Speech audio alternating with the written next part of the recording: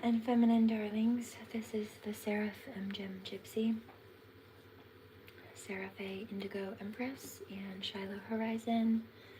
I don't plan to be here for too long, but I do have some channels to share. This is going to be quite a mixed bag. I just heard head over heart. So there is a reference right off the bat of divine masculines and feminines listening to their heart when being drawn towards each other instead of any headspace fears or ego anxieties, ego fears.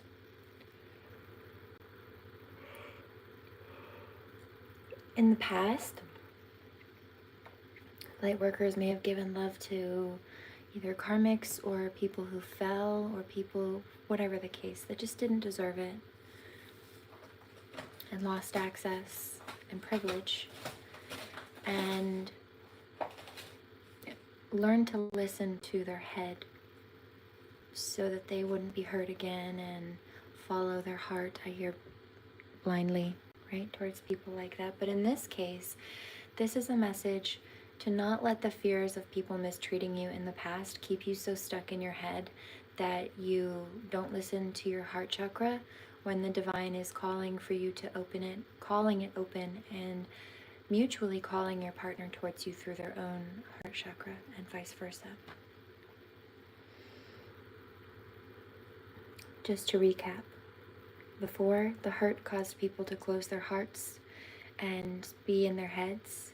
Now God is calling you to get out of your head and into your heart, back into your heart. This is love, I hear. So this is love.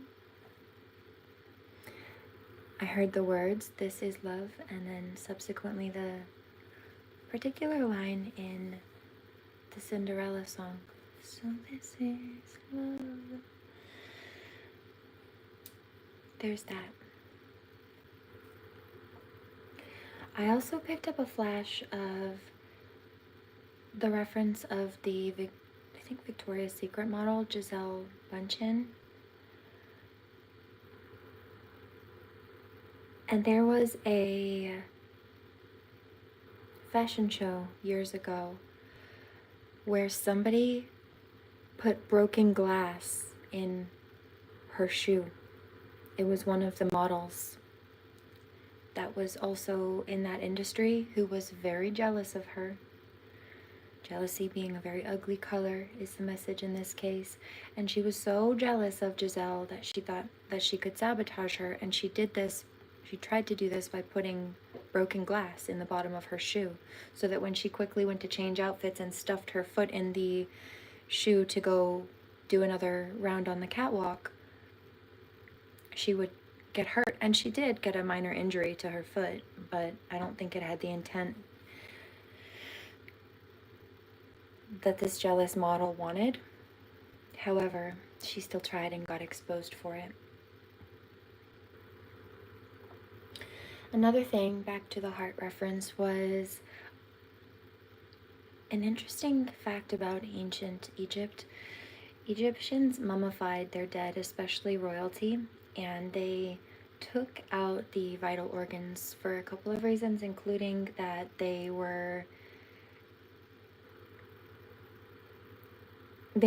needed to remove them for proper mummification, right? They removed extra moisture and things that would keep the body from properly mummifying.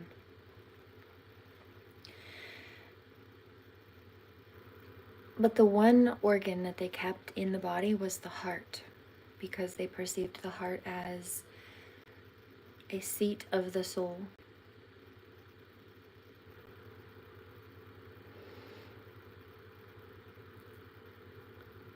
And there's something to that, for sure, given the fact that in this case, if you close your heart from love, or from pain rather, you also close it from love.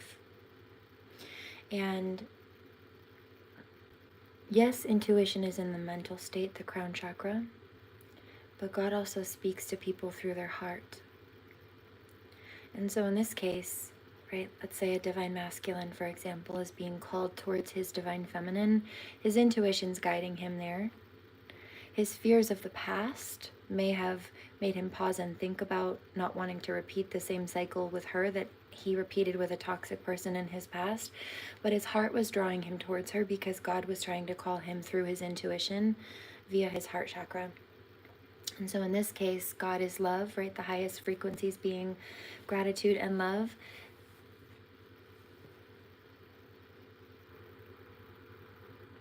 It's a connection point to source, intuition through the heart chakra. So this is love.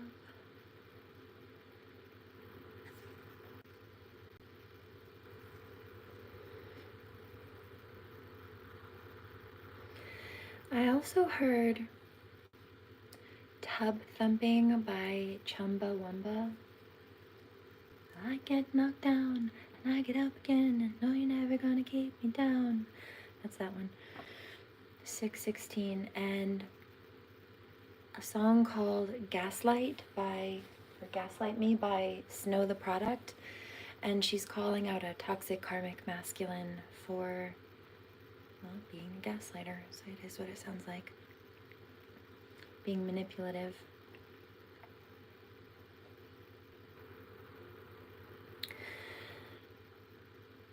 Then there was a reference, two of them that I picked up earlier. I spoke about both of these things earlier. I mentioned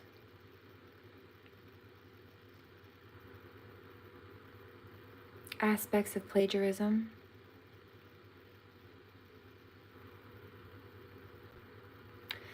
And then also part of the reason I make a point not to take any information from people when I do readings from them is so that they are vividly and distinctly blind readings, meaning that when I read for people and the information is so accurate and spot on, there's no way for me to know these things, especially when it pertains to whatever variations come through medical mediumship or songs that their dead parents or grandparents liked or something like that. You know, things that I just would have no way of picking up on, but it's coming through, so I do.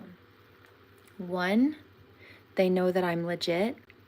And two, if they had questions about God, especially after crossing paths with people who were false practitioners, if they had doubts or reservations about God because they came across people who were claiming God but that were not very godly, not only do they know I'm legit because I'm picking up things that I couldn't possibly know about otherwise,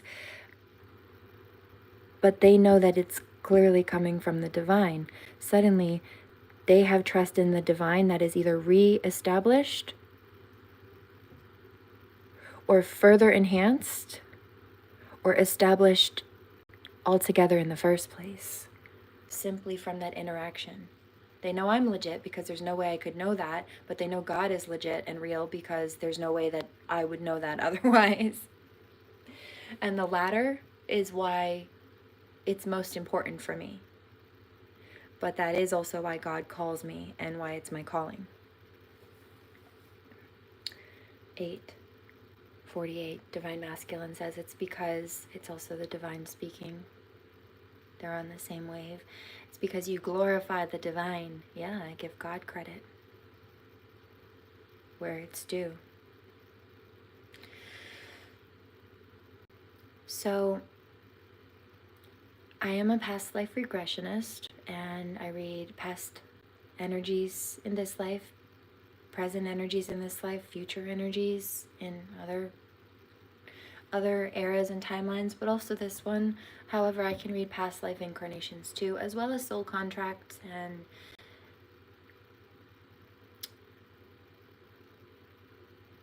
life path, purpose, blueprints, etc. Those are some of my favorites.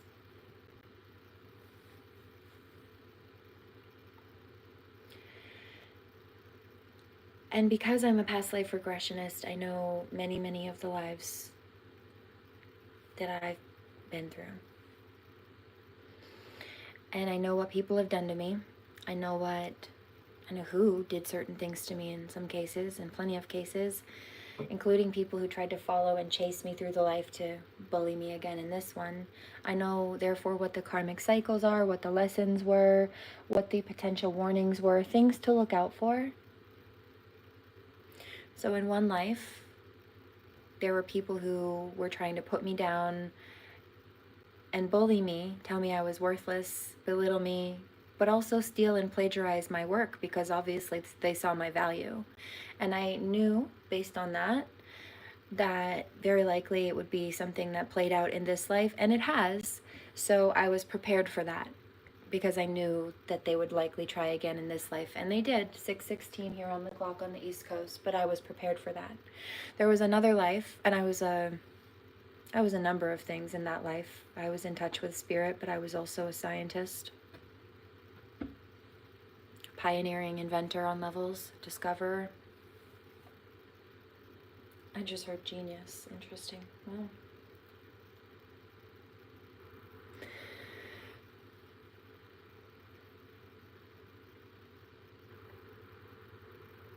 So there was that. But in this other life that I'm mentioning, there are two of them I'm bringing up right now, 1122, I was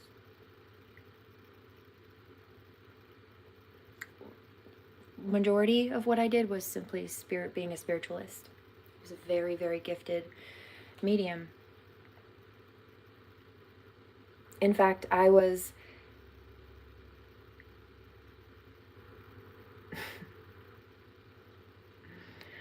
the first proven medium in America.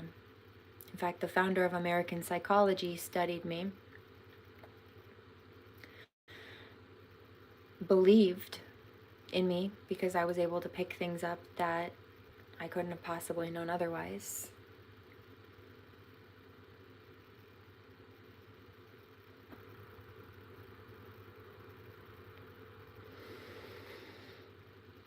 However, because I knew of the skepticism of people, because I knew that people in that life were skeptical and thought maybe I was cold reading them, meaning that I would read for them and then gauge their reactions to certain things, or kind of like body language reading, or expressionism reading people's facial expressions.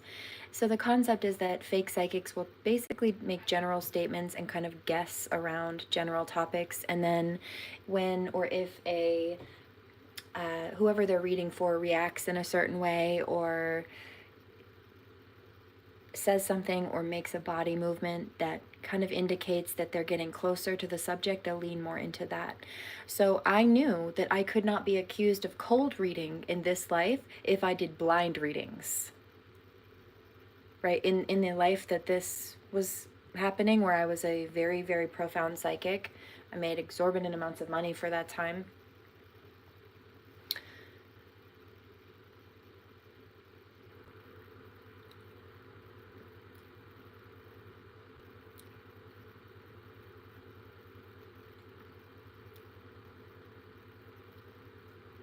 People were skeptical of psychicism in general, as like plenty of them still are, frankly.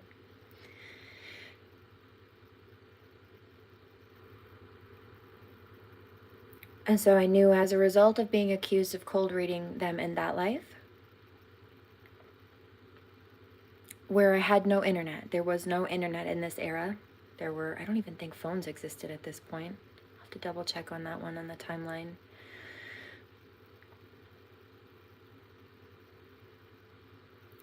Because there were no technologies that I could do readings for people without being face to face, sometimes I was accused of cold reading. 1422. So again, saying something and then based on their body language, their reaction or lack thereof, even minusculely micro expressions, little mini flinches of the body or the muscles, they were accusing me of basically faking it by reading people's body language. As a result, in this life, of knowing that that's exactly what they thought in that life, I knew that with the addition of the internet in this life, I could cancel out any possibility of there being a cold reading attempt, because you can't cold read people. without being in front of them and watching their body language or movements or tone of their voice or things like that, you know, to see if you might be getting closer to what it is that they're looking to hear based on what they're reacting to that you're saying. There's no way for me to do that when I do a blind reading where I record a video and send the recorded link to somebody and it's spot on. I record a video and do a reading for somebody that I've never met, that I've never spoken to other than this. They don't send me any information, not names, not birthdays, nothing. Nothing but a payment. And I give them a blind reading. I go on and I record a video, and whatever comes out, and I send them the link and they come back to me and it's all spot on. There was no way for me to cold read them. I was just sitting by myself in my house talking to God in order to do the reading for them. So because I knew those past life cycles may very likely repeat, I took steps with the plagiarism and then also the accusations of cold reading to counter those. They can't do that in this life.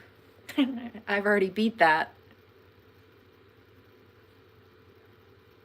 Okay, so the reason also that came up kind of bridges into this last channel, and I did honestly pick this one up first out of all of these, but this one was the heaviest and I needed to wait.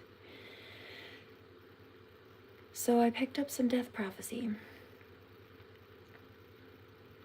I was in the bath and I suddenly started to get this wild anxiety. Now I've been picking this up a lot lately, but not to this extreme. This one actually made me cry. And I started to get a panic attack about, just all of a sudden, about being on a cruise ship. I have no intention of, no desire to be on a cruise ship for a plethora of reasons. 1722, a whole bunch of them, a whole host of very good reasons.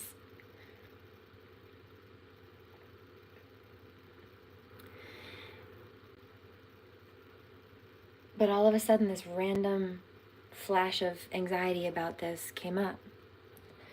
And I sank myself deeper into the tub, like neck deep, chin deep in water, and cleared this tension out. But then all of a sudden, because I realized it wasn't mine, I realized where it was coming from. Or more specifically, that it wasn't coming from me. So as I stepped out of that, I was able to listen and realize where this was coming from. And I sat with it for a second. And I'm picking up that this is a future coming energy where there's some kind of cruise ship, horrific cruise ship incident, accident, something happens. I was picking up that it's user error. It's something to do with negligence or failure on the part of the cruise ship or the staff or the captain. There's some kind of issue with, there's some kind of issue. My stomach just dropped and the cruise ship sinks. And I was picking up on other people's anxiety, and I did cry. People die. Children are on that ship. There were elderly people, and those were they were not just elderly people and older people, but those were the ones that I first saw. And I think the majority out of the two, the very young ones and the very old ones, those are the ones that are more likely to die than the mid-range ones, generally speaking, the able-bodied mid-age people, because they tend to be stronger in general, and they also tend to be better swimmers and know how to swim in general, statistically speaking. Or they have the capacity to still apply these things in a way that the older ones and the younger ones don't, certainly not in the middle of the ocean. Okay. Now, I know what this is and where this is coming from because this has come up before, except the last time I picked this up was a few years ago, and it wasn't a cruise ship, it was a plane crash. And I got this horrible, terrible anxiety all of a sudden.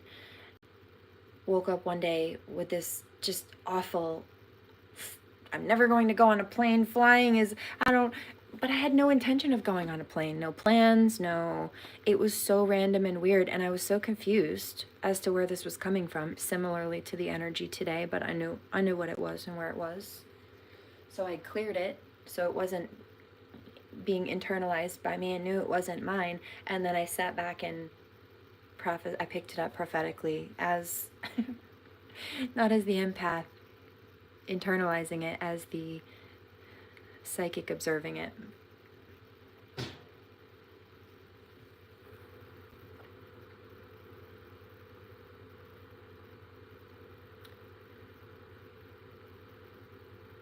A few years ago when this came up, I woke with this flying anxiety.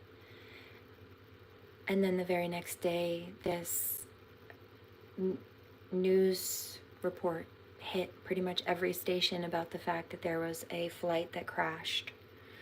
So I was picking up the flight crashing. It just had nothing to do with me, and I picked it up a day early. I don't know exactly when the timeline of this cruise ship is or will be. I feel like it's sooner than later.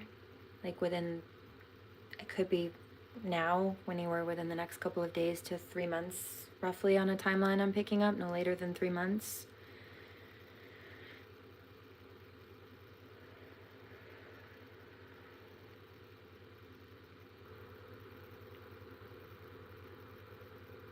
But I saw that, and it was a terrible, terrible, terrible, anxious thing.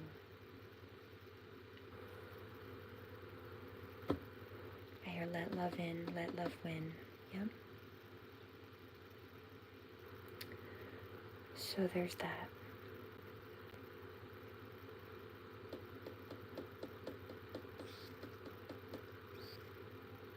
Somebody says that death prophecy must be hard to pick up and process. It can be. It's definitely not very nice sometimes. It's always accurate.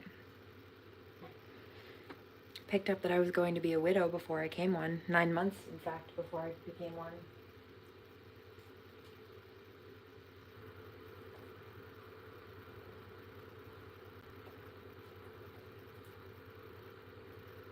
Everything was fine when I picked it up.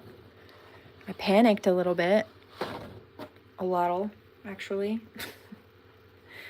But he hugged me and calmed me down and said, babe, I'm right here. Everything's fine. We're safe. We're good. I'm good. And he was right. It was. Everything was fine. Work was good. Home life was, everything was fine. I was just picking up the prophecy 9 months early. And everything was fine till I woke up 9 months later and he was dead on the floor. 23, 22. Trust me when I say that is not the moment you want to realize, oh shit, he was right. I really am psychic.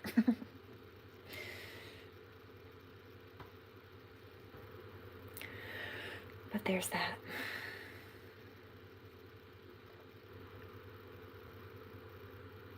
Mr. Del Rey Meeker, the third.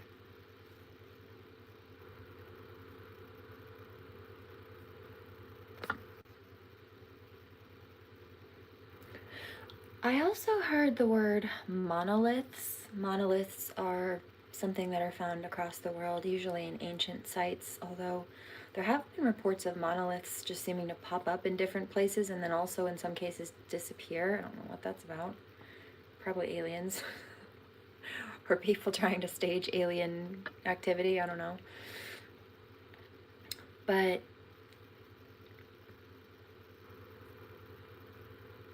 I just got a flash of crop circles and tinfoil hats. It's the Scary Movie. It's that Scary Movie, the one with the cornfields. Yeah. The Scary Movie comedy one, the funny Scary Movie.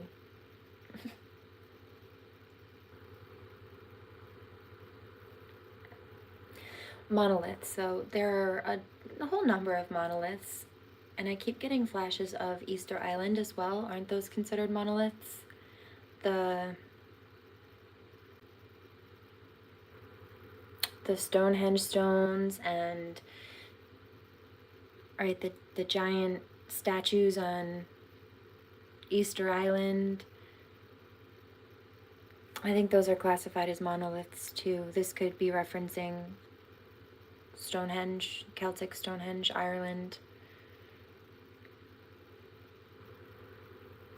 I also saw a video of the Aztec, I believe it was an Aztec or a Mayan pyramid. That's still a temple that's still in existence today, and you're not supposed to go up it or touch it, but you can go visit the site. And there were two men standing in front of it, and they were both clapping their hands at the same time, in synchronism with each other, making sure their hands hit the beat at the same time. And when they were clapping their hands, the echo that was bouncing off of this pyramid made this really interesting, high frequency, vibrational pitched almost sounding echo, like a buzzing almost. And the quote on the caption was, imagine hearing thousands of people clapping all at once. And I can only imagine. And even so, was that a frequency that they were trying to create in order to reach a higher access point? This temple was up a whole huge steep flight of stairs, like an ascension. It looked like a symbol of ascension, stairways to heaven, kind of an ordeal. I hear that that's what it was. I mean, isn't that really why many pyramids, the thought process is, were built? It is the concept of trying to get closer to the divine. And there's also a story about a city being built taller and taller. These people in the city decided they were going to build the city and the buildings in the city as tall as they possibly could to get as close to God as they possibly could. But it was giving Icarus, story of Icarus who flew too close to the sun. And I mean, the higher you climb, the harder you have to fall, the further you have to fall, kind of an ordeal. And that was the other side of that Icarus story. Don't fly too close to the sun, but also don't fly too low. Don't go into negative frequencies, because the sea spray will weigh down your wings and you'll drown. Similarly speaking, the sun will melt the wax that's holding the feathers of these arts and crafted wings together, and you will fall to your death. And so because they were arrogant, trying to climb to God this way, their tower was knocked down, right? Their city was knocked to the ground. What story is that? There's a Bible story about that. I'm very curious.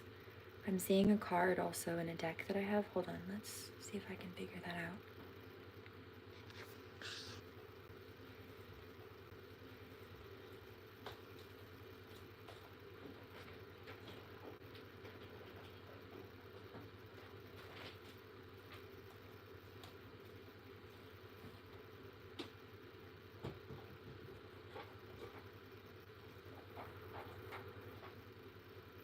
It's the story of the Tower of Babel.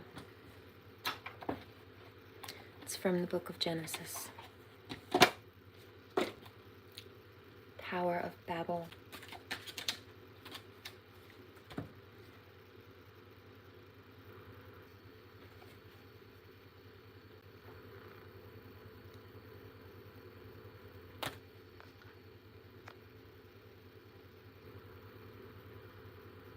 Okay? The Tower of Babel.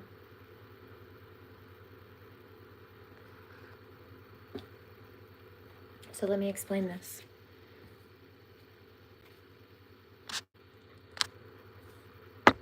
Whoa!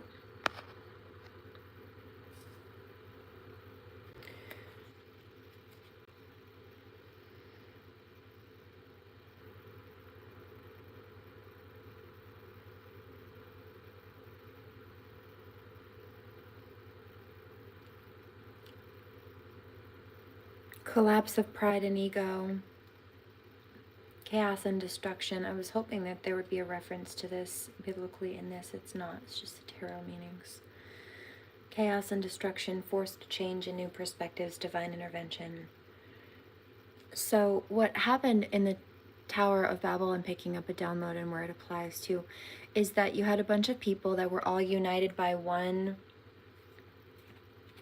language, and they decided that they wanted to get as close to God as they possibly could. So they were going to build this tower to elevate their way straight up to the divine.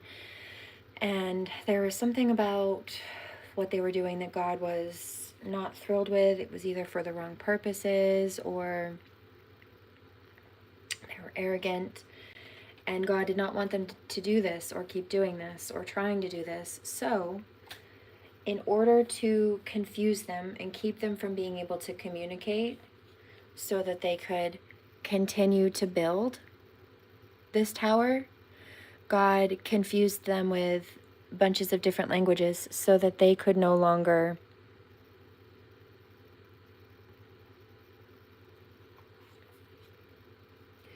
speak amongst them in order to organize the building of the tower. They could no longer finish the construction.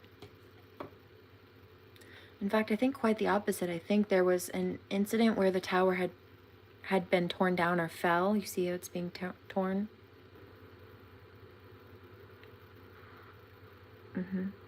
It's almost like the sea split here, or the earth split. You see it's like the parting of the sea or the river here. Looks like there's an earthquake almost. It's pulling water out and creating a disruption in the foundation, which is causing the core of it to crumble because the foundation's shifting under the weight, and that makes the top, the tower, fall too with the rest, yeah? Right? So it's like Moses parting the sea, or the divine even creating an earthquake. It's splitting the base of the tower, creating a disturbance in the foundation. Really, it's going like this. So the centerpiece is crumbling because the base is crumbling, and that's making the top of the tower fall too. Okay.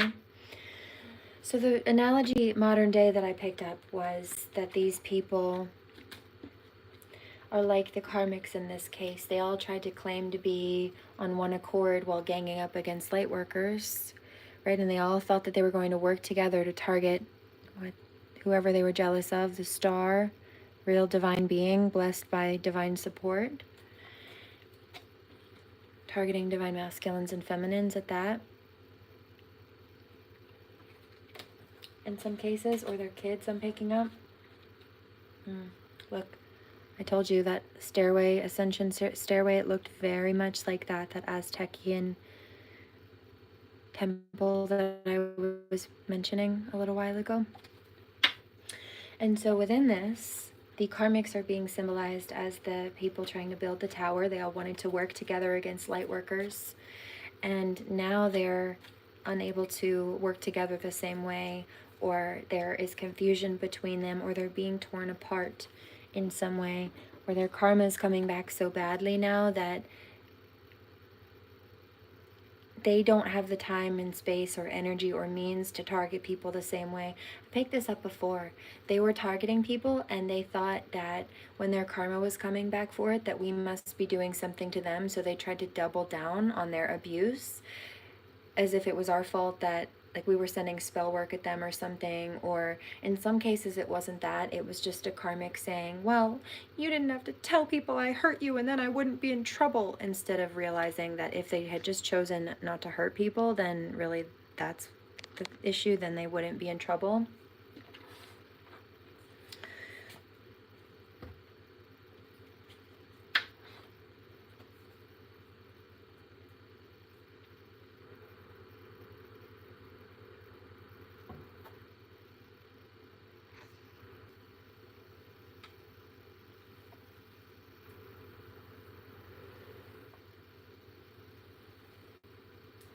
$34.22 I caught on the count,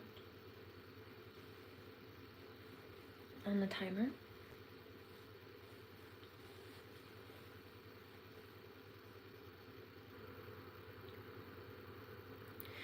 But in this case, whether it be they thought we were doing spell work on them, or whether they were just mad that the truth coming out about them and what they've chosen to do to us is getting them in trouble. They felt like we were doing something to them, and that's why they were catching karma. Either we were doing spell work at them and it was hitting them, or we told on them, which is why they're in trouble for hurting people and committing crimes. And they felt like they wanted to retaliate against us because of that. Whether they thought we told on them or whether they thought we were doing spell work, it doesn't matter. They had no right, because either we weren't doing spell work, or we were whistleblowing on a corrupt situation. We were balancing the scales that they threw out of balance. We were balancing the scales with truth at that they threw out of balance with lies and deception and devastating injury in some cases to people. So either way, they're wrong. Whether they were falsely accusing us of throwing spell work, or whether they were just mad because the truth caught up to them and now they're in trouble for what they've done. They should not have been attacking in the first place. Then we wouldn't have had to stand up for ourselves. Then they wouldn't have been concerned about people throwing spell work at them. And then they wouldn't be in trouble. They wouldn't have felt like they needed to double down on the attacks, and then they wouldn't be in twice as much trouble at that for that. And it's not even twice as much trouble, because when you deal with spell work, a negative energy like that, then you go into the threefold law, and it adds up pretty quickly, right? Like the grain of rice. I have an old reading video that I put out about that years ago. Maybe I'll re-release that one. But it's the story of the grain of rice, and then I'm also seeing the one about the brother. There were a few brothers. One of them had a gift of sucking up the whole ocean in his mouth. And so he would drink the whole ocean, hold it in his mouth, and then his brothers would go down into the empty cavern that used to hold the ocean and get treasures out of all the shipwrecks and lost items that sunk to the bottom of the ocean. But they got greedy, right? He was getting tired. He needed to spit the ocean back into this cavern that was left when he sucked it up into his mouth, because he needed to be able to rest his cheeks, take a breath. But his brothers said, just a few more minutes, just let us get a little bit more treasure. Now, they could have gone back out for another round, theoretically speaking, but they were selfish and greedy, and they wanted to get as much as they could on that one trip and push it as long as they could. But they pushed it to the point where their brother could not hold the water anymore. He kept begging them to come back, and they kept dismissing him and trying to push the timeline back until the brother holding the water could not hold it anymore. It was like a dam that broke. It wasn't his fault. He tried to hold it in as long as he could. He didn't want any harm to come to his brothers. He loved his brothers. He was doing this for them, for all of them. But they didn't listen. They weren't being fair to him, and he couldn't hold it. He did not have the strength anymore. And all of them drowned. Not only did they not get to keep the treasure that they wanted so badly to collect, they drowned and died out of selfishness. So there's another one for those karmics. They thought that they could push people's kindness and patience, and that things would never catch up to them, and they could just keep taking and stealing and pushing it as long as they could, and there would be no consequence until it all hit them all at once and they drowned in it. With no floaties. No rubber duckies. No inflatable sharks. No life raft devices.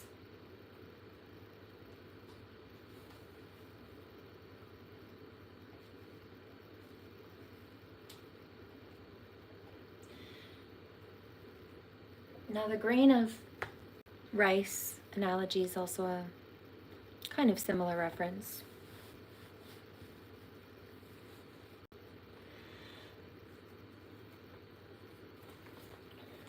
There was, actually, this story can be found in a whole bunch of different religions, and it's slightly different in different cultures depending on the location the geographical area that you pull this story from, but there are variations of this. However, we'll go with the main Asian chess versus rice story. And there was a king, and rice was a very consistent way of feeding people. Hello, still is in Asia, but also it was used as a form of money. It was a trade, a bartering tool. But the king, in all of his reserves, had a pretty hefty amount of rice. And so when a mathematician with a chessboard, the game of chess, showed up with a brand new game that the king had never seen, i.e. the game of chess, he wanted it. So he offered the mathematician who introduced him to the game of chess, he offered him rice in exchange for the game, the chessboard. And the mathematician said that he wanted to start out with 1 grain of rice on the first day, but that he wanted his payment to be doubled every day. And the king was thinking in small terms, oh, you just want 1 grain of rice and you want me to double that, and so you want very little to nothing for this chessboard, right? But the thing about doubling, and this is where we get into the threefold law with karma, because we're way past doubling at that point, 4122. Is the king didn't realize how quickly that number would add up. So on the first day it's 1 grain of rice, but on the second day it's 2. And on the third day, those 2 grains of rice have to be doubled, so then it's 4. And on the fourth day, those grains of rice have to be doubled, so then it's 8. But then on the next day, those grains of rice have to be doubled, so then it's 16, and then it's 32, and then it's 64, and so on and so forth. And by the end of the timeline cycle, where the king misjudged and miscalculated the quantity of rice he would have to pay out, the mathematician was owed so much rice that the king didn't even have enough rice in the kingdom to pay him the full amount for this chess game anymore. They didn't do their math, or they didn't know how to do it, or they didn't do it well.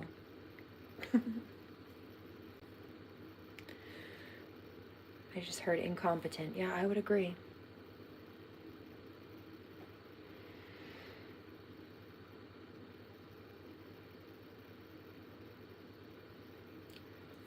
Welcome. I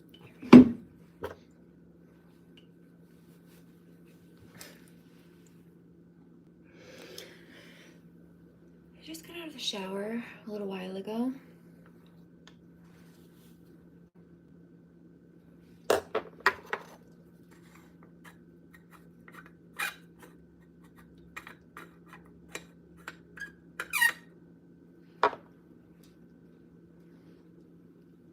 There's a karmic energy who says,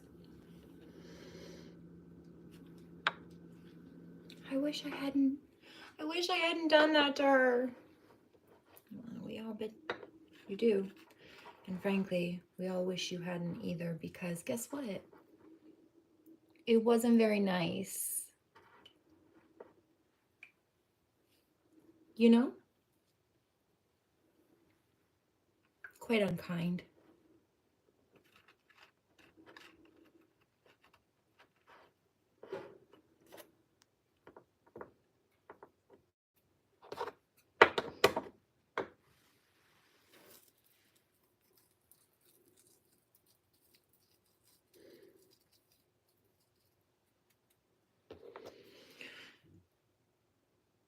I heard that. I like your hoodie. Thanks. It's one of my favorite colors. It's one of Del Rey's too. I'd never ever met a man who liked aqua until I met him. Cheers.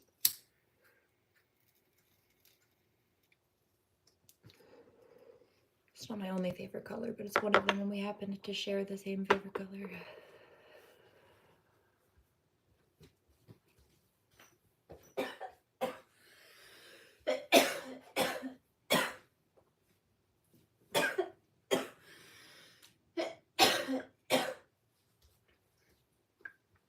What are you doing?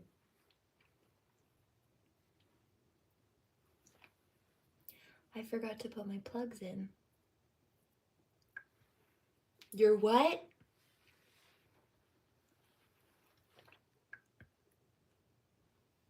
My plugs. My earrings.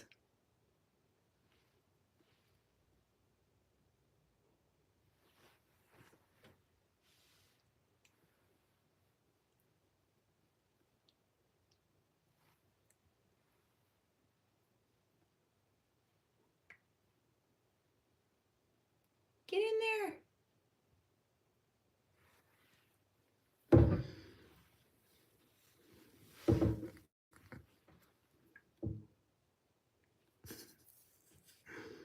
Can you see? Look, let me show you this way.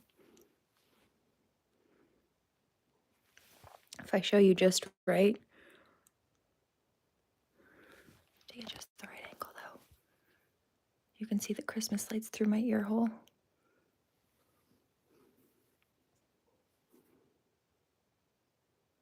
There we go. See?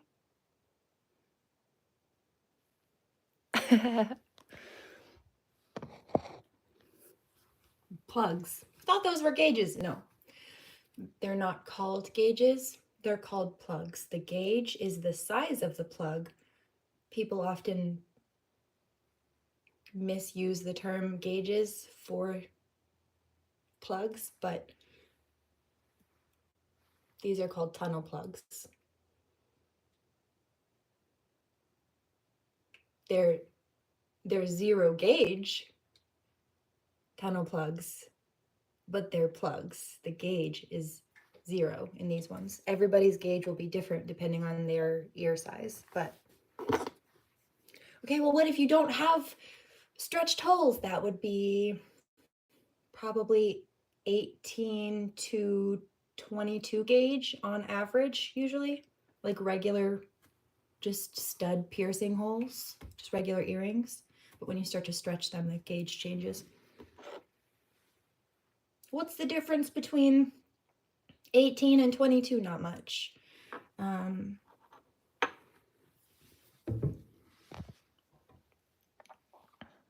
let me turn the light on. The one I have at the top of my ear here. Can you see that? I think that's a 20, maybe 22 gauge, 20 gauge. Very small. Smaller than a regular earring. Very, very thin. And the 18s to 22 roughly, or sometimes they're even 16s, like 16, sometimes 18 to 22. Those are really normal, basic, just regular ear piercing holes. The difference between the 18 and or even the 16 and the 20 to 22 is that the wire is just a little bit thicker. They're still just regular studs, but the thickness of them is a little bit thicker. 16 to 18 would be a little bit bigger than 20 or 22. That's a little bit more narrow than your average, like regular ear piercing stud, just a regular earring. I don't know who asked questions about that, but I have answers for you. Cheers.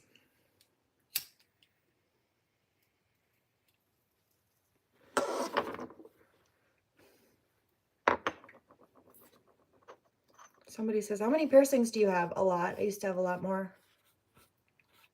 I used to have my nipples pierced. I probably could still get a ring in my lip.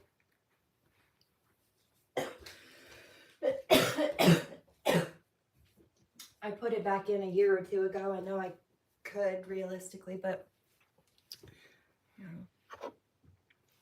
What about your nipples? Maybe if I tried hard enough. Do I want to? No. But I remember giggling when I got them pierced. Didn't hurt. She didn't cry. I laughed. The piercer was a male. Not that it was new for him. I'm sure he's pierced plenty of body parts across the board, men and women. His name was Orin. Orin. Orrin.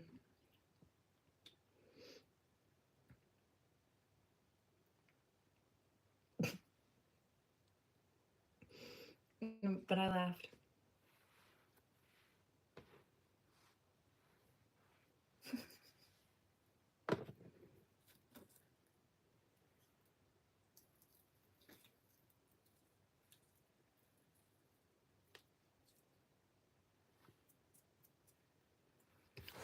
Somebody asked, why did you take them out? Because they didn't really want to heal properly. Like, they did, but also they didn't. They were healed, but I have very sensitive skin.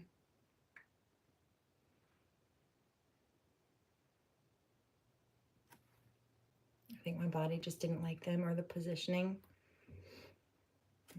Fabric rubbing, I think it just didn't like the irritation.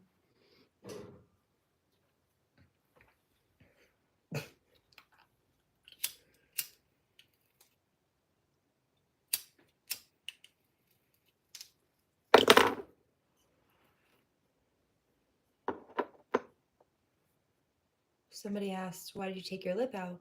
For a while it was work. For some jobs that I had when I did work for other people, it was work related. I think eventually it just didn't go back in, and not because it wouldn't go back in, I just didn't put it back in at one point, and then I just never did. It's also not great for your teeth over time. Can wear down the enamel or rub against your teeth, or really even, I guess, chip people's teeth, I'm sure. People with tongue rings often have broken or chipped teeth because usually they end up at one point or another accidentally biting onto the tongue ring. It's why a lot of people will wear plastic balls with their tongue rings, because it's not great to bite down on those either, but it tends to do less damage and has more cushion, comparatively speaking, than biting down on a metal ball, right? Like, if you bite down on plastic, it's not good for your teeth. It could hurt your teeth, but it also is likely that you might put teeth marks in the plastic, or it might just crack and break. A metal ball is not going to do that. A metal ball is going to fuck up your teeth if you bite it, especially hard enough. So there's more of a chance of plastic not doing the damage than metal. Either way, I digress. Cheers.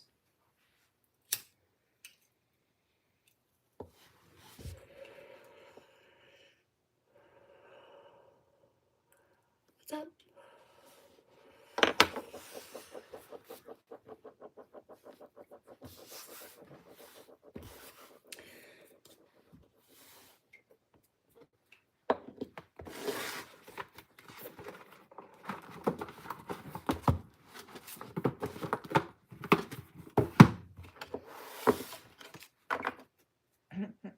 You're a weirdo. Yeah, but it works for me. You see? It's quite on brand, in fact. You know what my brand is, personally? Authenticity. Again, it works for me. It's also part of my destiny and my soul blueprint. You know why copying me doesn't work for other people the way it works for me? Because I'm doing what God is calling me to do. God's not calling them to copy me. Well, it looks like it's successful for you. Maybe it'll be successful for me if I copy you, they think. But they forget that copying me is a dangerous game. It's not a game at all, but they tried to play it like it was. Play me like it was. Because while it may work for me when I'm in my divine alignment, they fail to remember, while they're trying to copy me, that they don't have my level of rank, divine protection, favor, and anointing. So not only does it not work the same for them, they get karma for trying. They're not only in the wrong lane, they're going in the wrong direction. It's like a one-way lane. and there's only room for one person at a time in it, and it only goes one way, right? One direction. It's a one-person lane, and it's going in one direction. They're trying to come this way when the road goes that way, and there's only room for one car at a time. They don't have the right of way. They're wrong. It's like trying to play chicken with someone else's destiny. Why would you do that? You're just walking further away from your own, driving further away from your own. Karmics. Wise guy. Yeah, it wasn't a very smart choice.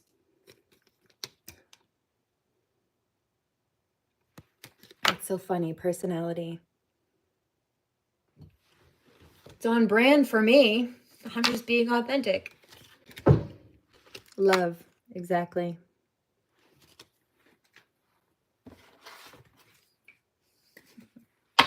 Not love me enough for the both of us. Crank that up, please.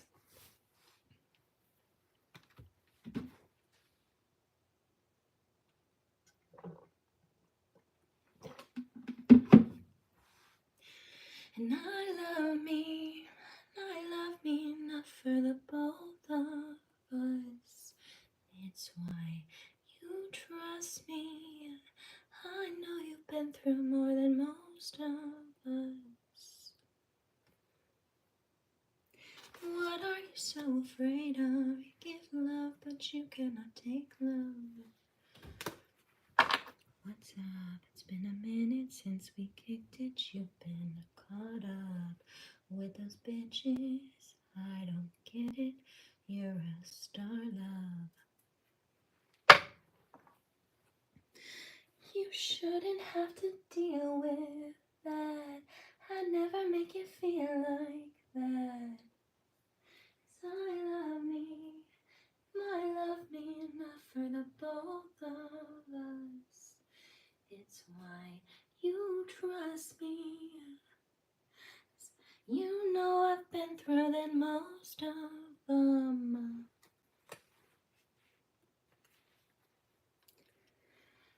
What are you so afraid of? You give love, but you cannot take love.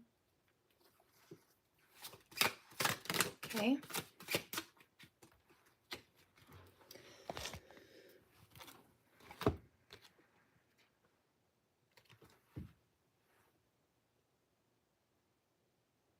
They were acting like they sat on the throne.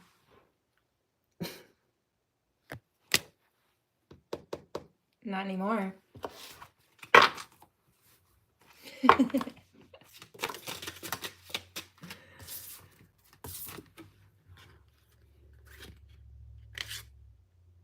Okay. Religion. Communication. Bohemian. This is giving like hippie gypsy energy. Tell me what you're saying about this. I think I'm getting the download. So what I'm picking up is that it's like divine feminine and communication with divine masculine, possibly about spirituality, academic. I was picking up earlier divine masculine saying something about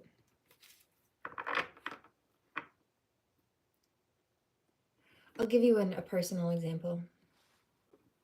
I picked up my divine masculine energy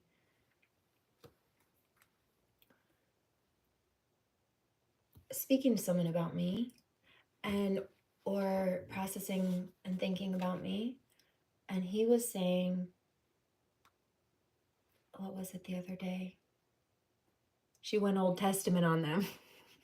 Kind of like that. It was kind of a topic like that. Like she's not just religious, she's spiritual. Like, yes, she understands religion and believes in the divine, of course, and honors the divine, but she also teaches through spirit. Sometimes people try to combat her about this, and in some cases, I'm picking up a few channels from this. In some cases, there was a perceived, for some people, conflict or differentiation point between some kind of belief system or level of comprehension. In other cases, this is a concern of Divine Masculine. He wants to talk to her, but he's not looking to fight. But really, neither is she, not with him. You're so sweet to me. You fill me in when I pass out. You pull my dress down when my ass out. You love me despite my big mouth.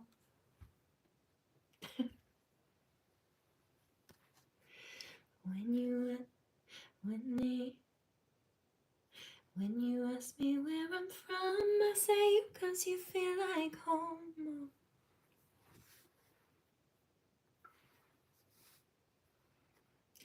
When he asks me, is this love? I say I feel it in my bones.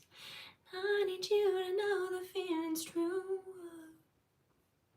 'Cause when he asks me where I'm from, I say you 'cause you feel like home.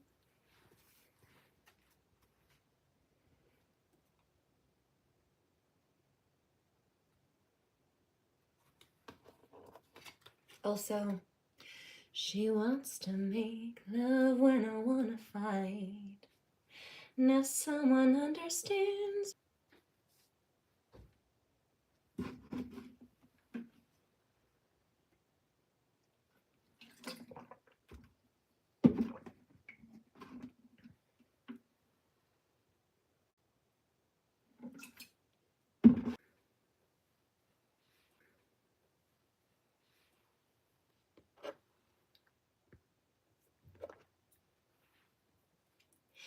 She wants to make love when I wanna fight.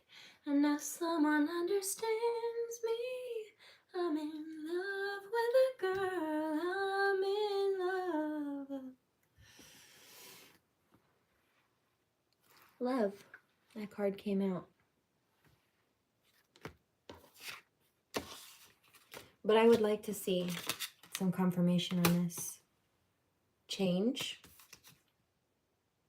Driver. I've been hearing Driver by Billy Rafful all for a week or so, maybe two, on and off. He says,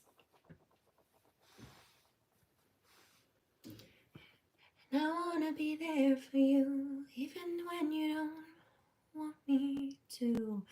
Or I wanna be there for you, even when you don't need me to.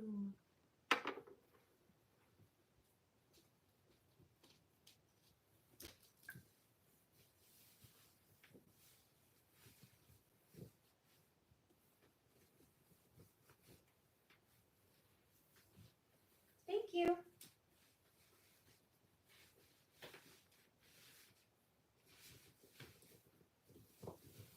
Yeah, well.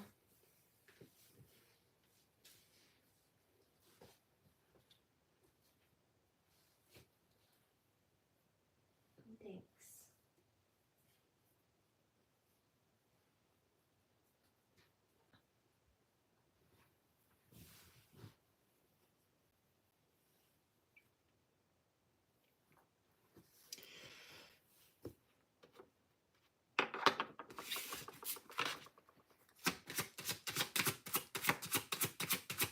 Much better.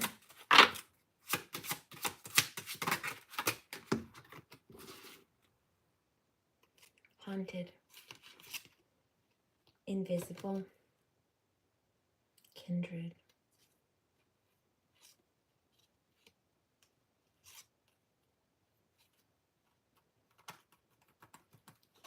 These karmics, they're being haunted by people they cannot see that are our kin, our kindred spirits. These are ancestors.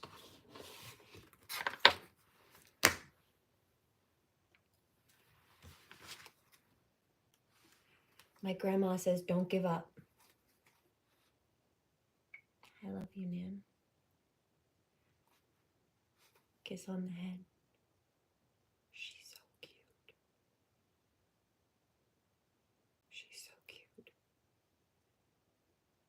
She just gave me a kiss on the head. Pets and a kiss on the head and went, oop. Right on my tip of my nose, kiss on my head and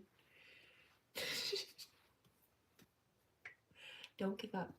I'm proud of you. You're my girl. I love you.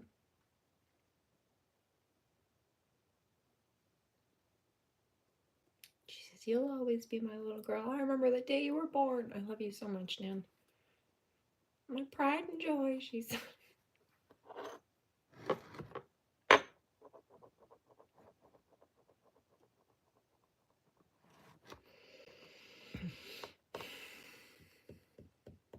I just got another download.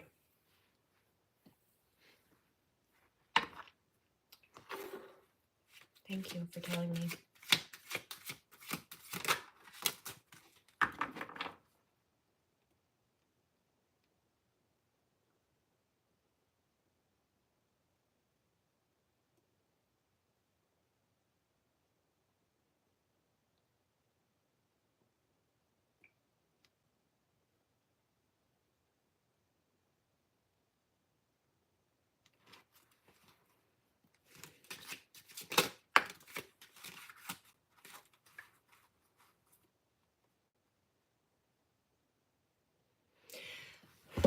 Okay, I'm picking up that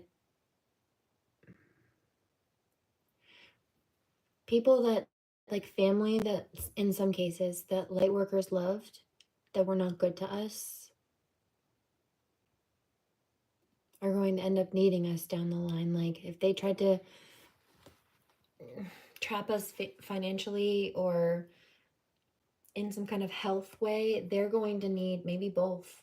They're going to need some kind of financial help or need help with their health or something down the line.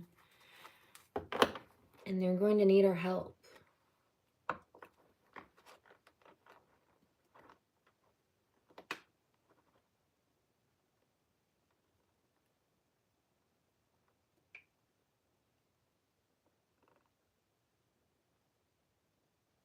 Now, in many cases, we're not being called to open up doorways of the past. What I am picking up is, like, let's say that this is a divine feminine who was done dirty. And her mom was either involved or allowed other people to do it or did it directly or something, whatever the problem was. Let's say divine feminine's finances were tampered with or her health was affected or combination of both. Well, later down the line, her mom is going to need some kind of health issue, financial issue, even housing maybe. I don't know exactly what this is, but she's going to need her daughter's help. The same daughter that she didn't really help.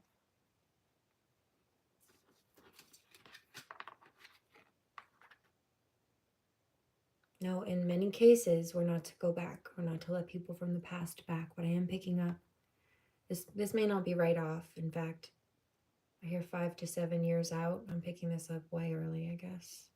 Well, not comparatively. I've picked up other things. But yeah, that's a substantial amount of time. Even the death prophecy that I picked up on my husband 9 months before he died only took 9 months to play out. That was still less than a year. This is 5 to 7 years out, so it is longer, but I've picked up long prophecies before too. And is she crazy or is she just right too early? I thought perhaps she was crazy, but she was only highly intuitive. Carl Jung. ENFP, authenticity, Myers-Briggs personality typing based on Jungian psychology. Thank you. Works for me. It's on brand for me because it's just who I am. So, yes or no?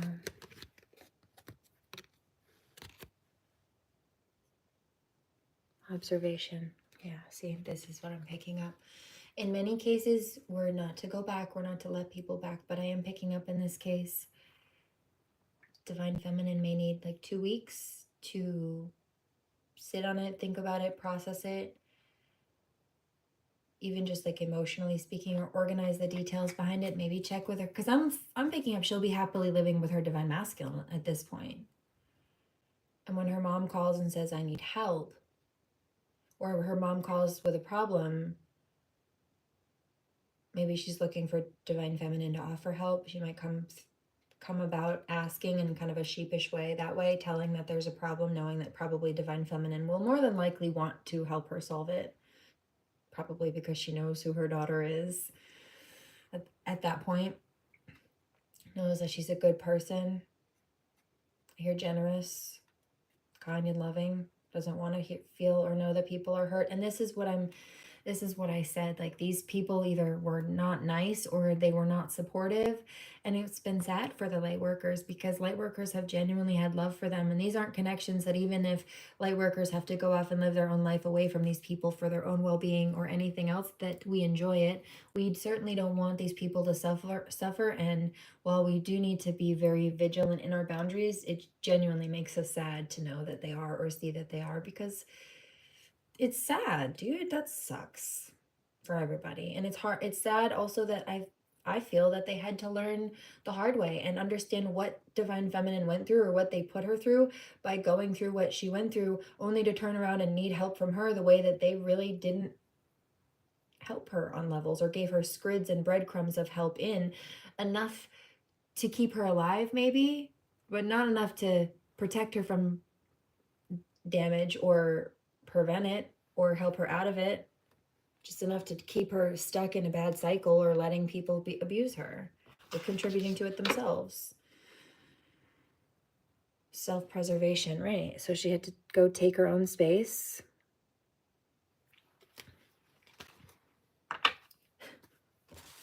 Okay, she had to take her own space. She'll be living with her divine masculine, happy, family, kids, comfortability. They're in a stable home life. They're seeming to be financially comfortable. They're happy. And they have room for her. They could make room for her, this mother figure.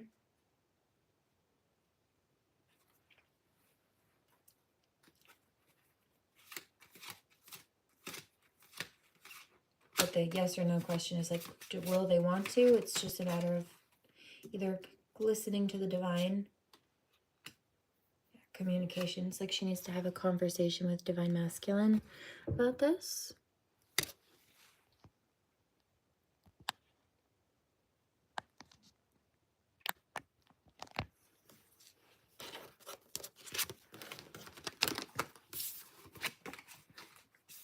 Who seems to be her husband at that point, which makes sense before you making a decision like somebody, mother-in-law moving in, you talk to your husband. Bohemian. Do nothing. And so that's the question. And so it's a matter of checking in with God.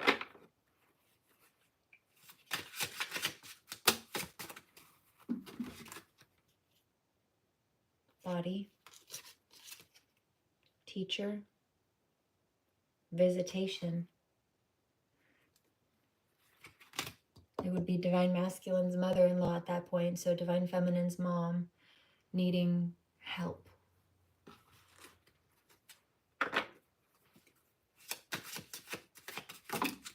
Wanting to come stay, needing to come stay. It's eerie. Light skin and very dark hair. Looks like the feminine that I was seeing.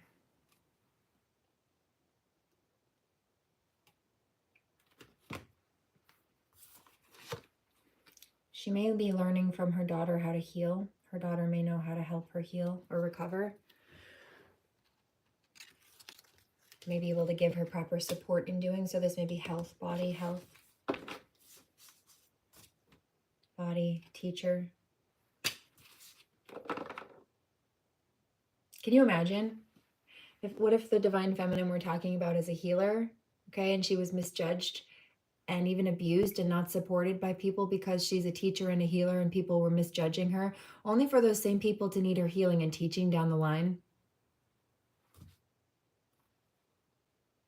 as the circle turns, as the table turns. I hear that's exactly what it is, because they realize. Sovereign, yep.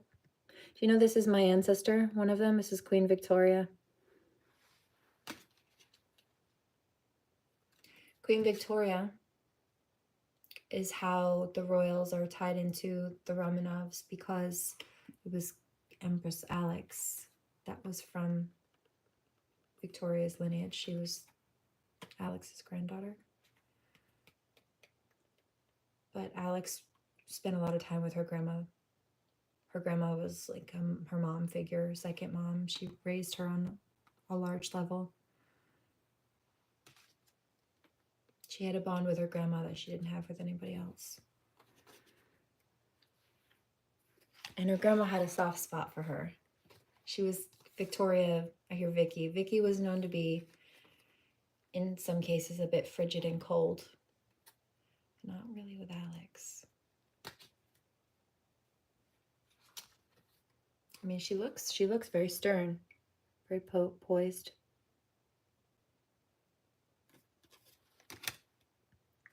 Conflict, yeah. There's some kind of conflict here. Seems like there was finger pointing. Tell me about the conflict. I feel like this is not upcoming. Or if it is, it's when by the time this 5 to 7 year timeline down the road happens, it'll be past conflict. But it's like they've either been creating conflict now or they already did, and then they'll need help later. Or they're trying to shortly. I feel like it's presently, or it just happened. The wind just started to whip. That card came out this morning. There was no wind a second ago, and all of a sudden, out of nowhere, and it said, the high winds will alert you when there's spell work being done against you. I heard that. Power of 3 will set us free. No, it won't. What time is it? 7:41. No, it won't. That's why they had me keep these evil eye decks out. I knew they had a reason for it. Let's try this one. Feel this one.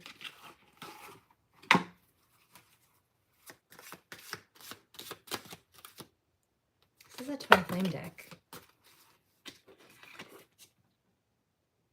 So they're attacking the twins. We always come back to each other. Don't coming back to me now.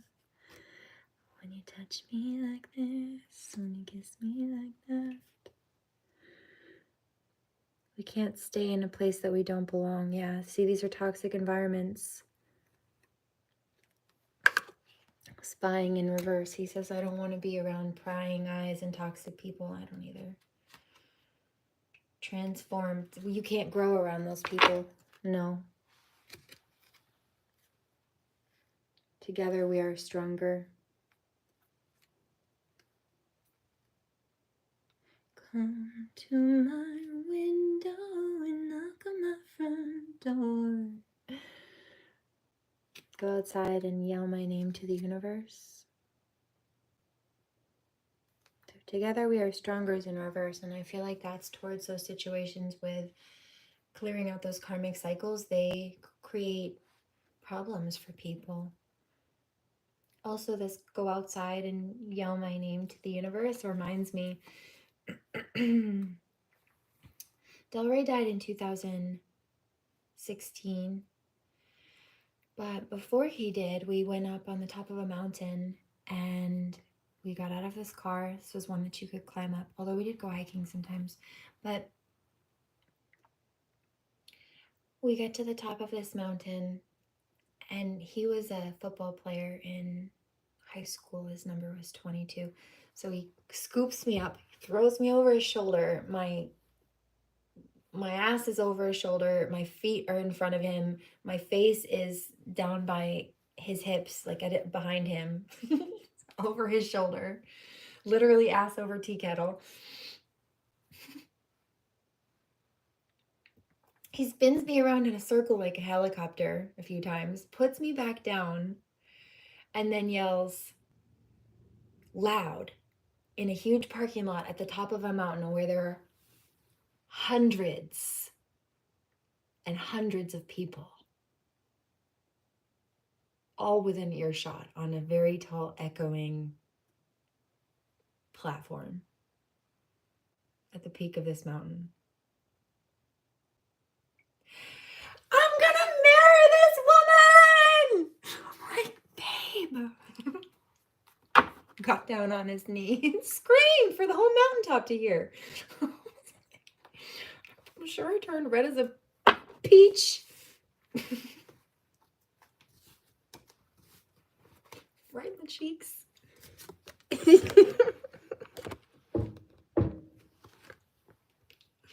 Made me blush.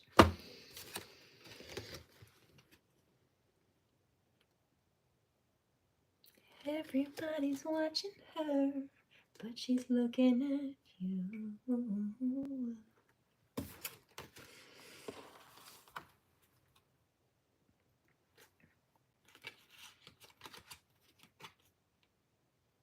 I hear pacifist. Yeah, we prefer peace. Labor. I just put out a new, it's not a new song, but I put out a song that I had privatized for a while on my channel. It's called Labor by Paris Paloma. It's back on the homepage. Be you, be your authentic self. Speak the truth even if your voice shakes. You know why that song is out? Because I feel those lyrics. If we had a daughter, the emotional torture from the head of your hot table, she'd do what you taught her.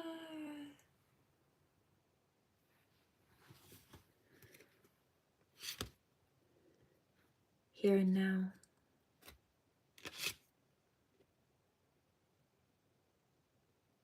So now I've gotta go, so I can undo this mistake. Well, at least I've gotta try.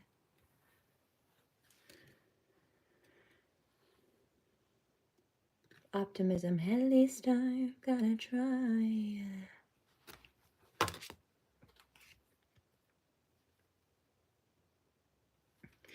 Why are you hanging on so tight to the rope that I'm hanging from off this island? This is an escape plan, carefully timed, so let me go and dive into the waves below. Who tends the orchard? Who fixes up the gables?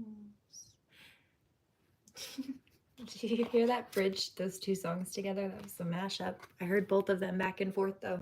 Sang them as I heard them. That would be a good mashup. You could mash those up. That would be Faith Marie, Rock Bottom, and Labor by Paris Paloma. I'm sure you could bridge those together. Somebody could. I've done it before with other music. Play, privilege.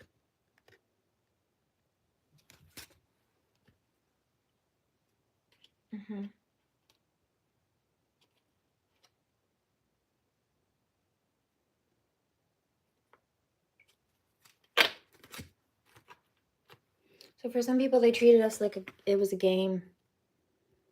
And it's a privilege to have access to us. That's been a theme. Also, this young boy with it looks like a sword in his hand. I picked that up earlier. It was reminding me of Empress Josephine's son. And he went to Monsieur Napoleon Bonaparte. Okay. And he asked for his biological father's sword. So Empress Josephine did not start out as the Empress. She had a hard life.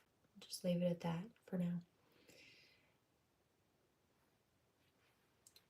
And after she was pushed into an arranged marriage and mistreated, held hostage, had her children kidnapped from her, One kidnapped, one neglected and abandoned. Her ex-husband, who was called the Terror King, he was a terrorist through France. He was fighting in opposition to those in power at that point. And he was being treasonistic towards France. They called him the Terror King. He was guillotined for his crimes. She was also falsely imprisoned for his crimes for a while. It was not very nice for her. But she gets out, and her young son asks the emperor if, even though his father has just been guillotined, righteously so at that point for his crimes, if he can have his father's sword, right? All the father's belongings as a enemy of France had been seized. Josephine, I believe, was actually able, due to some laws changing, to get some of that property back for herself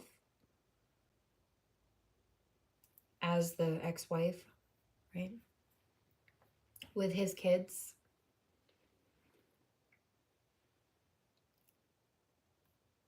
But the boy, her son, went to the emperor himself, and I believe his mother was escorting him, of course, but he went to the emperor and asked, can I have my biological dad's sword back?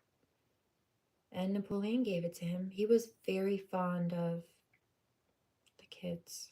He really loved those kids. He really loved Josephine. It was a very tumultuous, difficult situation. There were some missteps and some errors, and it led to some fatalities, including of the relationship in the kingdom, truly, but there was love there. They just let other people come between them, get in between them, give them bad advice, and encourage wedges to be driven between them or for them to separate. That was not a good idea. They are stronger together.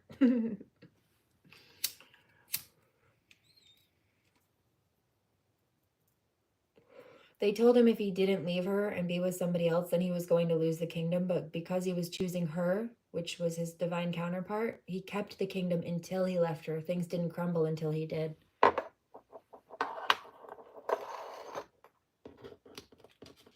He did the impossible, according to them, and maintained the kingdom for all those years, despite what they were saying, because God had his back, until he walked away from his counterpart, because that was disrespecting the divine within himself and within her, truly, in their contract. Anything else? Peace. Ancestry. Yeah, see, the ancestors are sick of the conflict too. We all just want to rest.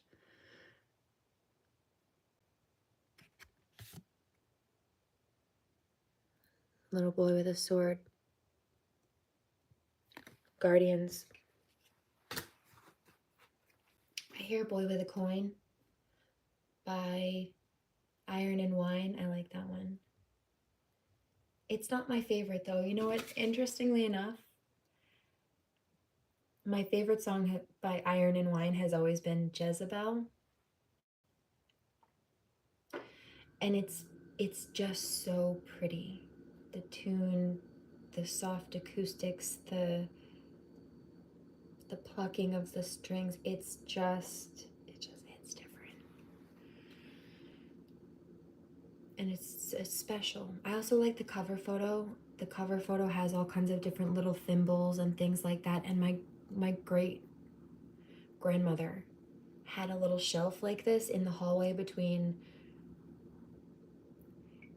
It was like a little hallway station. It was so strange. There were a cluster of rooms in a circle. I can photographically still see her house.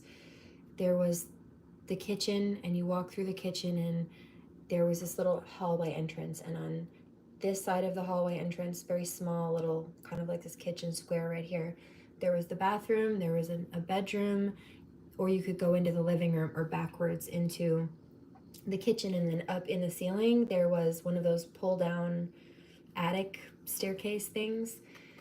And right in the center of that, she had this little station that she used for her notary stuff, and she collected thimbles, and she had the thimbles in this little cabinet, and she had little spacers, little shelves for them. It looks like the cover photo of the Iron and Wine cover for that song, for that album.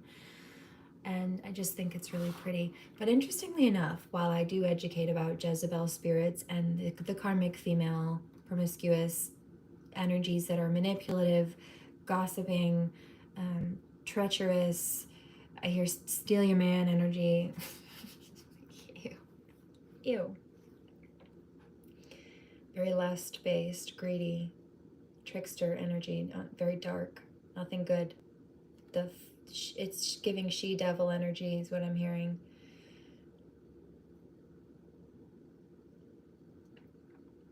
I didn't know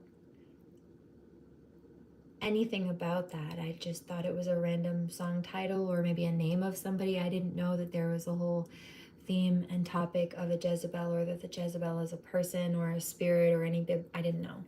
It's just, it was like early 20s when I found that song. 22 maybe. It's just pretty.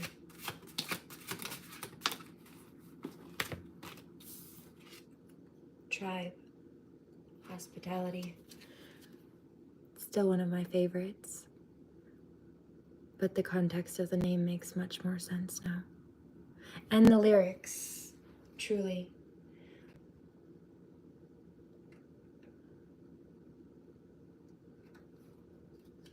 Although I will say in this song it says she was born to be the one that we would blame, but the reality is she was.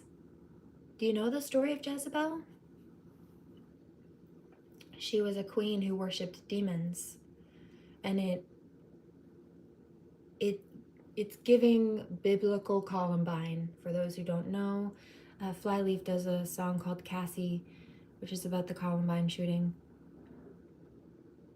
And she says,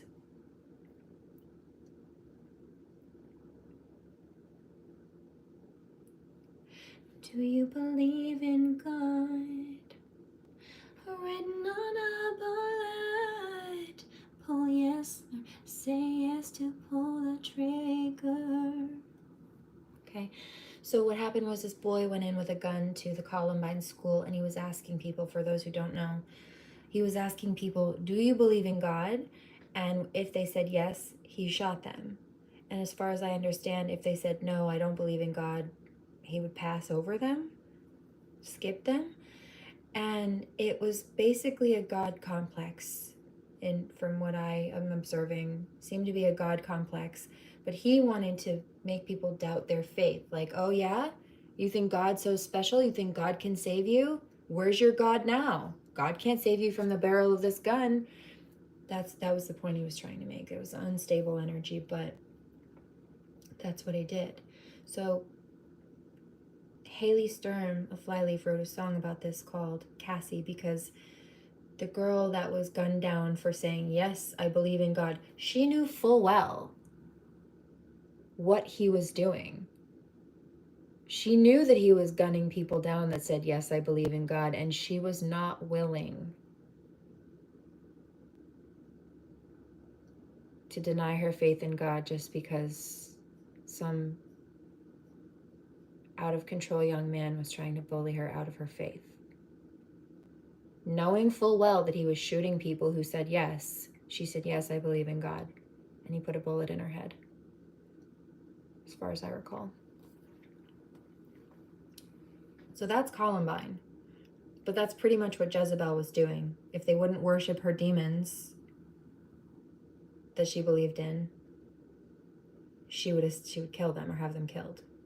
She was killing people who believed in God because they wouldn't worship demons. So I would say she's to blame. She also, we've seen this a lot between the mail fraud and the forgeries and things like that. She also wrote letters claiming to be other people, like other kings and things like that, demanding that certain things happened or certain people were targeted or whatever the case was, because she was trying to manipulate people and force certain outcomes for her benefit. And there was a prophecy over her head that said she would be, she would lose her power, she would lose her ruling, she would lose the kingdom, and she would be so worthless that something about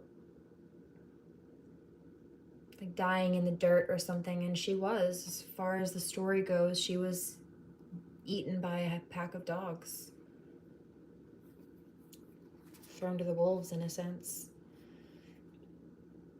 She was evil. She was to blame. And the king she was doing this for, her husband, I think he died too.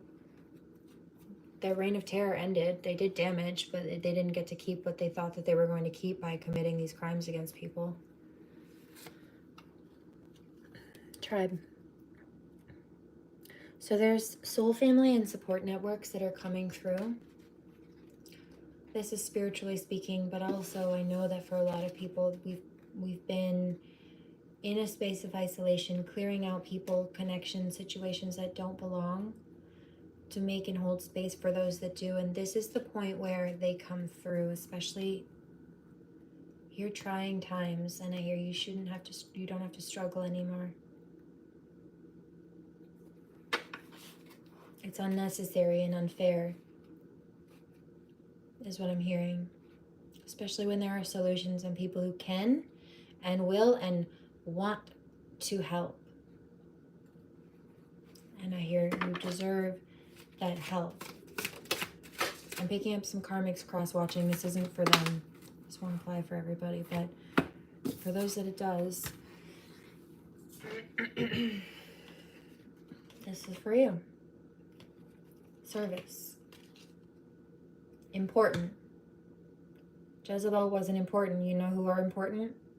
The people who are truly acting in service of others and on behalf of the divine, not selfishly for themselves, as these karmics have been consistently.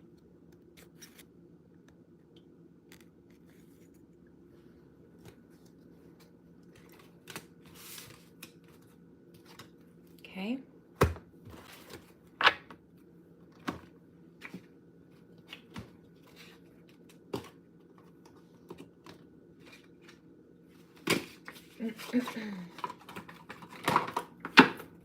Evil eye.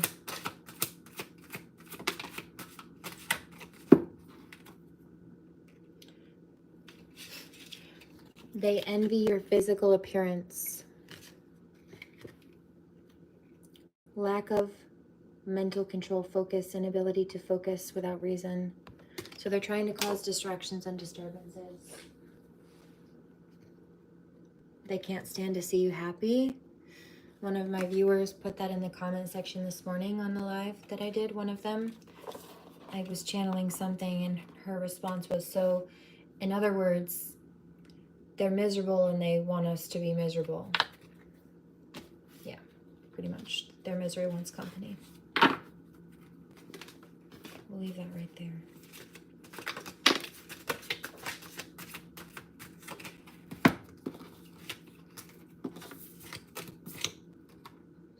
Return to sender. Maliciously wishing you harm and misfortune. Well, that's going to hurt them when it backfires. Because it is.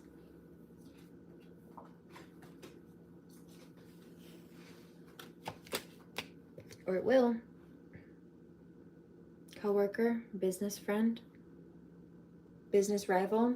Okay, so this might be somebody who feels like your competition, or is jealous of what you do. If it's not like at your work or somebody in the same field as you. When I do readings that come up about court cases, this card will come out sometimes, the coworker card. And I don't work at the courthouse, but plenty of people do. So this could be about a court clerk, because they work at the court and have coworkers there. This could be about a judge, because they work at the court and have coworkers there, or this could be about a lawyer.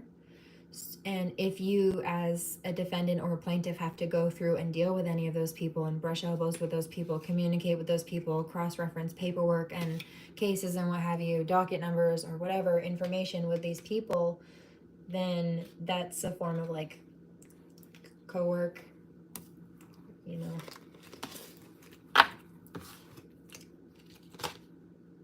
Your light irritates their shadows. Children. They resent everything you are because it reminds them of everything that they're not. They envy the interest that someone has developed for you or has in you. They crave that attention for themselves. So there's extra emphasis on that one. That one just hit the deck.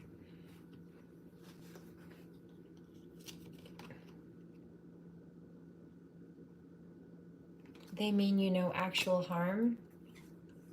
So some of them, it's just in their nature to be nasty and jealous and negative. It's not like they're plotting to try to mess with people's lives. It's just that they do. They just can't help it. They're just nosy. There it is, stalking, watching, obsessing over your every move. They're just nosy. Like people who don't realize necessarily when or that they're sending the evil eye, but they just can't seem to mind their own business, and they're jealous and they send negative energy, not necessarily comprehending the concept of the evil eye, what it is, or that's what they're sending, but it is what they're sending, and that's what they're doing. X. This is either an X doing this or somebody connected to an X. Possibly somebody that they talked to you to, a family member of theirs, a friend of theirs, an ex, a new partner of theirs, or even somebody else that you used to be friends with that also still talks to them. They envy your material possessions and assets. They desire to have what you have. These people are crazy, dude. Unexplained nausea, upset stomach, and vomiting. Remember I told you earlier when I picked up that karmic energy, my stomach dropped. I've been picking up that they're nauseous for a couple of days now. I'm sure the drugs and stuff don't help, but I know that a lot of them are anxious and upset. That in some cases, light workers don't want them back. They envy your career and status and achievements.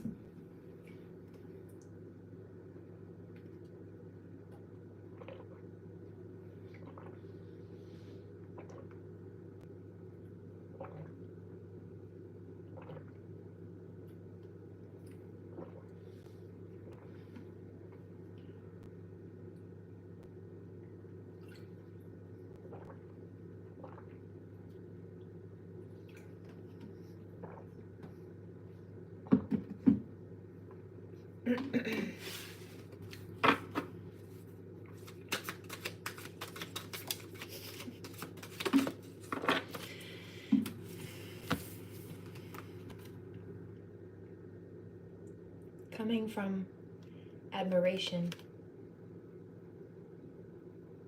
Someone connected to an ex. I told you the card came out and said X, but I also picked up possibly somebody connected to an ex. All right, anything else? If this is for you, you'll know who this is. For me, I've picked up a bunch of exes lurking around. Nobody I speak to, nobody I'm interested in, nobody I will speak to.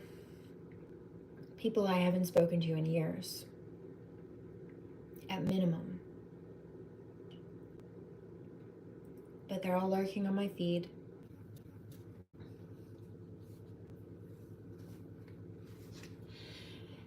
You're the best I ever had. Yes, you are. Now I'm trying not to get stuck in the past. But they are, you see. You're my neon gypsy, my desert rain. You're my helter-skelter now. I just can't relate. You know, when I heard Divine Masculine step in and say, no, she's not your neon gypsy, she's mine now. Yeah!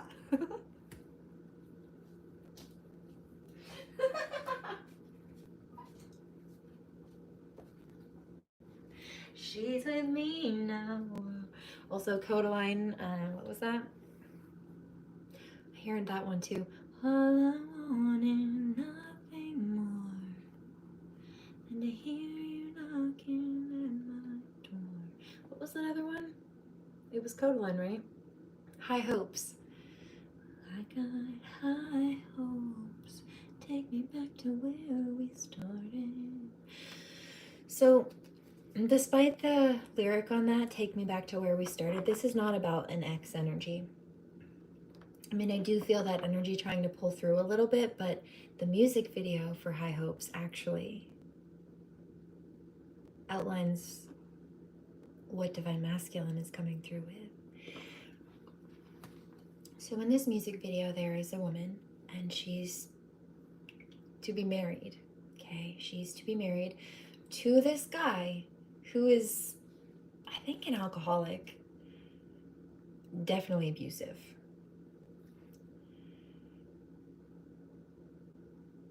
And she runs away. Instead of meeting him at the altar, she flees the church.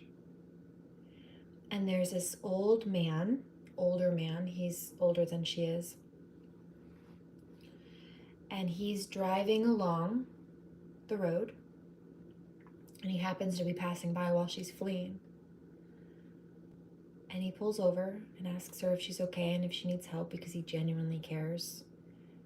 And she jumps in the car and goes to his house with him, and she's in a wedding dress and a veil. So he gives her some clean clothes that he has. They're his style, they fit him, they're a bit loose for her, but she's comfortable and she's warm and she's safe, and she's not in a wedding dress that I'm sure she'd rather not look at that moment anymore. Yeah. Reminder of all the abuse and everything else. And she's comfortable with him. She feels safe. They get to know each other. He makes sure she stays safe. They eat together. They do travels together. They spend just low-key quality time at home together, and they fall in love. But the ex doesn't like this. So he tries to hunt them down with a rifle.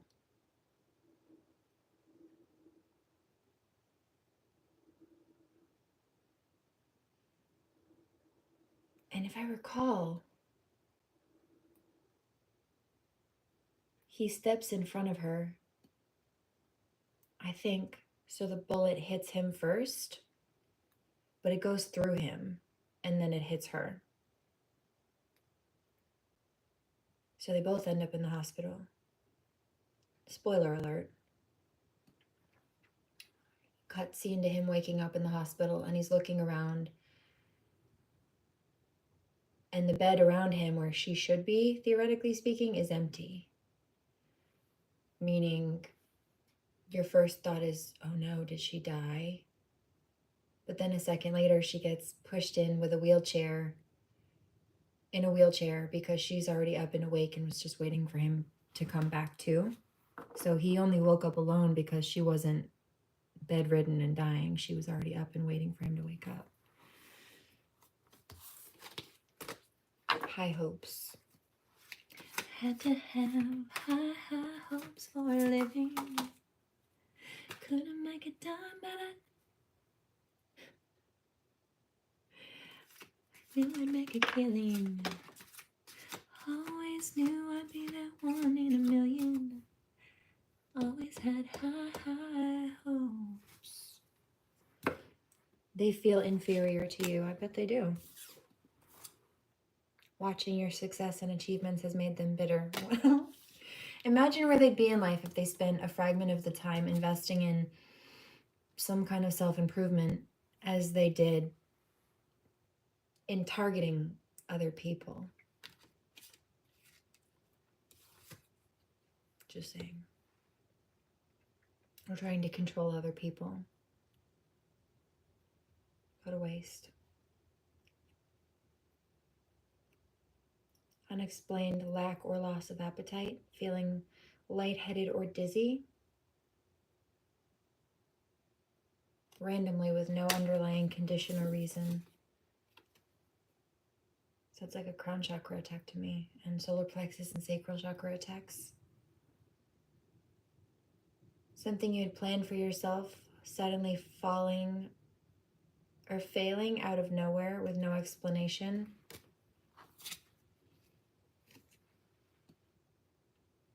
Significant other, they're trying to create blockages between divine masculines and feminines. Yeah, I've seen that before, though. That's not new. Divine masculine says, I'm not letting them this time. I love you.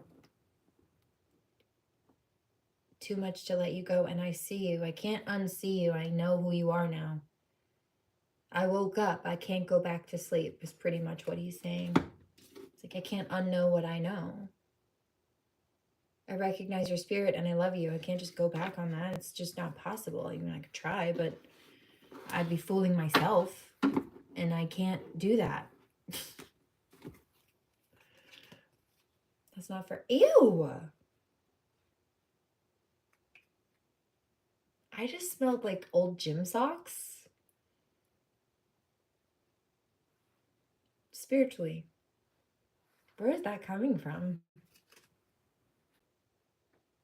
Like somebody's feet stink. Yeah, it's very sharp. Pungent.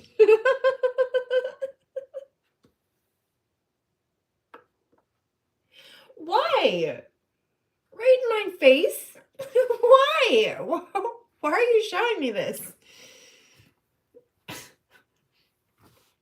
I'm very confused. Who was assaulting?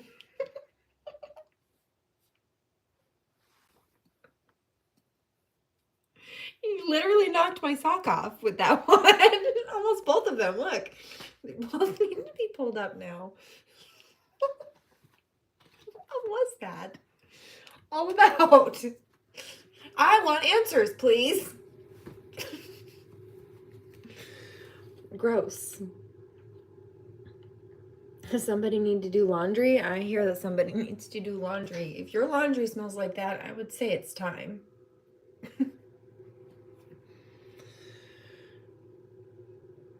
Someone connected to a significant other.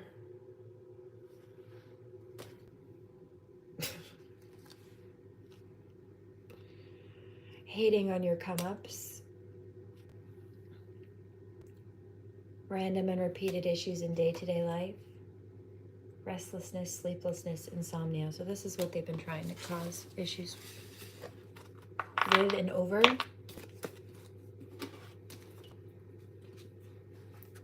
Or why? Why or how? Their motive, and then what they've been trying to do it.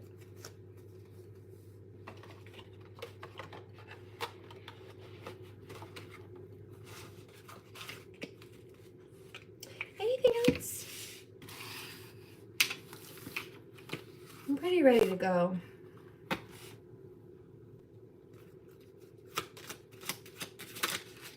I didn't actually plan to do a reading. I was just planning to do those rough, raw channels in the beginning. Let it flow and let it go. I'm pretty ready to go. Like I said, it's a water sign. I hear it's beginning to look a lot like Christmas.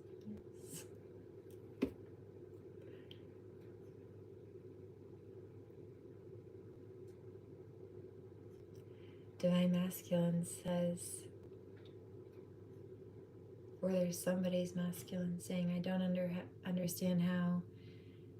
Like, if you plan to be all alone for Christmas, you know, in regards to not dealing with holiday gatherings and these people who've been not nice, then how are you happy? Because I know what's coming for me, and I hear Better Days Are Coming by Dermot Kennedy.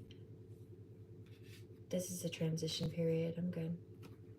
Even if this year's a little weird. I know next year won't be. Fuck them.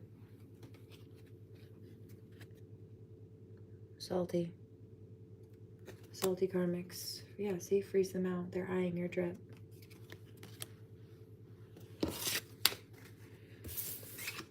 Had to have high hopes for a living. Shooting for the stars when I couldn't make a killing. Always knew I'd be that one in a million. Always had high hopes. Use your intuition. We already know. Stay humble and let them move just nicely.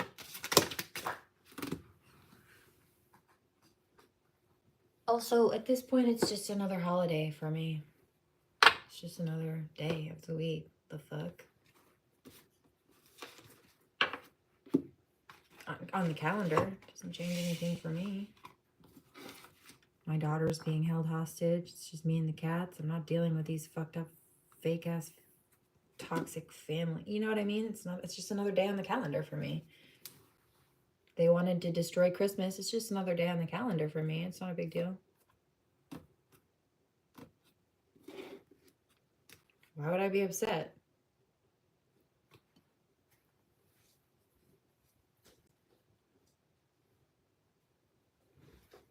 It's just a normal Wednesday. Have to check the calendar, but it's just a normal Wednesday. The fuck? No big. Yeah. Somebody says it's really sad that happened, that it got to that point. Yeah, but now they can't use it to hurt me. Fuck them.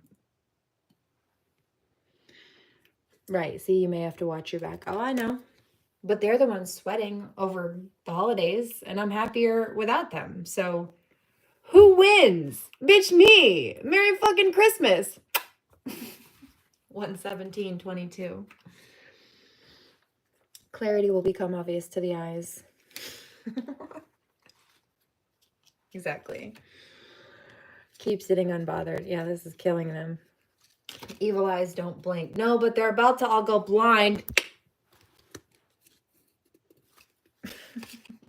Yeah, see, it will pass. I'm not worried about it. And neither should you.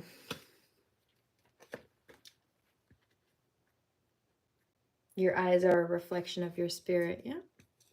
And theirs are black.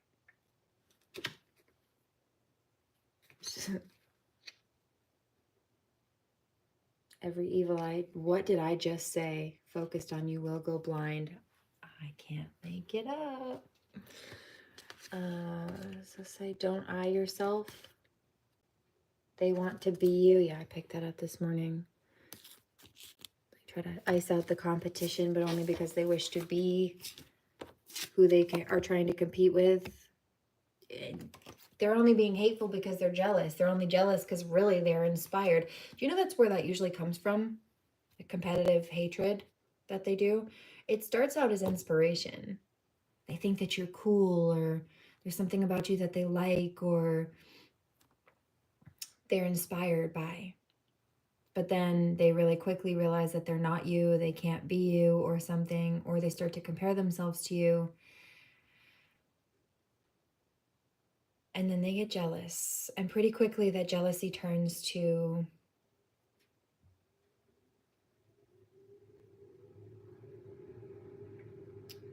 anger and frustration.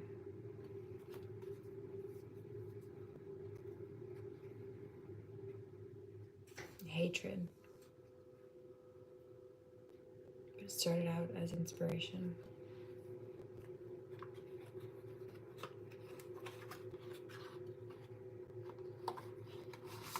Sometimes it's they try to be you. Sometimes it's that they try to beat you. Either way, when they realize they can't, they get mad. Anything else? I think we're good with that. I think I'm going to drop the mic right here. So please remember to pray. Do no harm. Take no crap.